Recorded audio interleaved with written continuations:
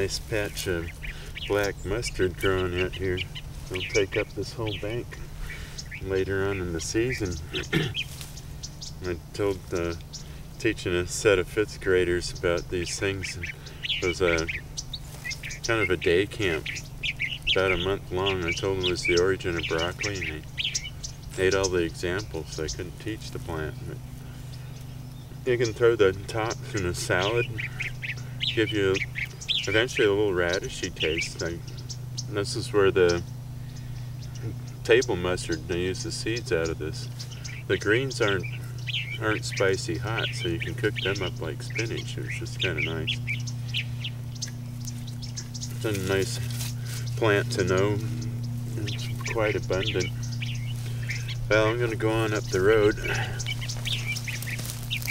I like eating these things.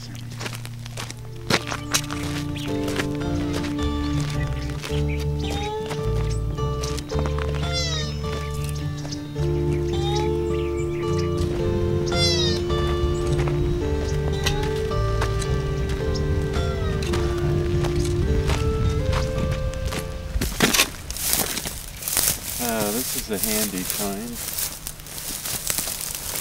Might be a bit difficult to see because of the color, but these are the chia flowers. Well, the seed pods out of the chia.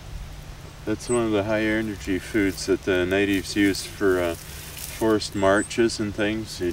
They'd get it right time of year before the wind blows them out and after they've bloomed. And carry it, and you can mix it in water. It'd be like a little, kind of like tapioca kernels, because it has a mucilaginous coat that swells up, makes it easy to swallow.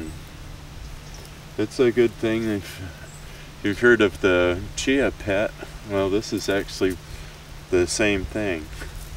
Only most people don't know that you can grow high energy food. It doesn't grow well on the chia pet thing, but this is one of the things the natives would have collected.